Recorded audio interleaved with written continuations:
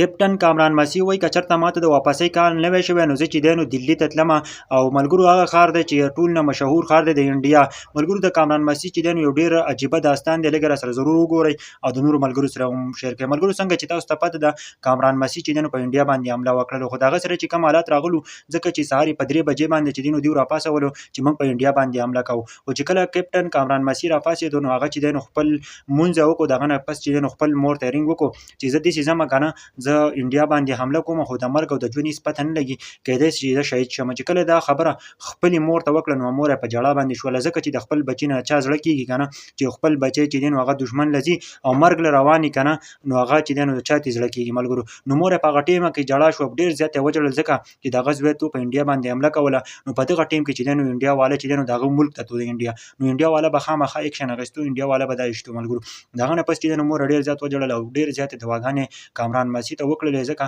او په ژړا کې په ژړا شوله ملګرو. د هغه نه پس چې دی نو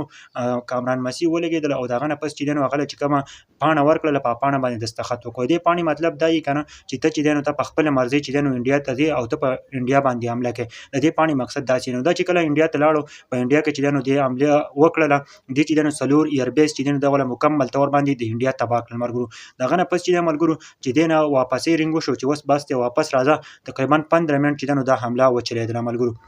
چې 15 منټ دا حمله وکړله که نه دې چې دی نو ځان مکمل طور باندې بچ کړو، دا چې دی نو پاکستان ته واپس راغی ملګرو. ملګرو څنګه چې تاسو ته پته ده کامران مسي او د مور یې ډېر عجیبه داستان و یار، تاسو به هم په ژړا باندې مجبوره کوي ځکه چې که نه چې مور چې دی نو هغه خپل زوی په خپله لاسه باندې وایي چې ته لاړ شه او د دښمن کور ته لاړ شه، نو هغه واپس راتلل ډېر زیات ګران وي که نه، ځکه چې کامران مسي هم داسې تللو او خپل هغه خط یې ولیکلو چې زه چې دی نو په خپله مرضۍ باندې ځم او زه په انډیا باندې حمله کوم ملګرو. ملګرو څنګه چې تاسو ته پته ده انډیا او د پاکستان جنګ دا خو بند شوی دی، خو کامران مسي چې دی نو کم کار کړی دی که نه چې تاسو ټول به حیران کړي ملګرو. یو د بهادرۍ کار یې کړی په ټوله دنیا کې اوس ځلیږي، ځکه چې د کینګ اف سکای نوم یې ولا هم ورکړی دی د پاکستان کیپټنانو له. ملګرو څنګه چې تاسو ته پته ده ډېر بهادرۍ کار دی، ځکه چې حمله یې پرې کړې ده او انډیا خلک دا چغرې وهي او دوی په بمباري کوي ملګرو. وایي که چېرته دې ته واپسۍ رینګ نه وی شوی که نه دې ویل چې زه دلي ته تلمه او په دلي کې ما په مشهور ښار چې کومه دی نو ما په هغه باندې هم حمله کوله او د دوی نه مې بدل اخیستلو، دوی به بیا یاد ساتلی، ځکه که نه چې دوی چې په پاکستان باندې چړ راځي او پاکستان چې دی نو هغه پاکستان باندې حملې کوي، ډرون حملې کوي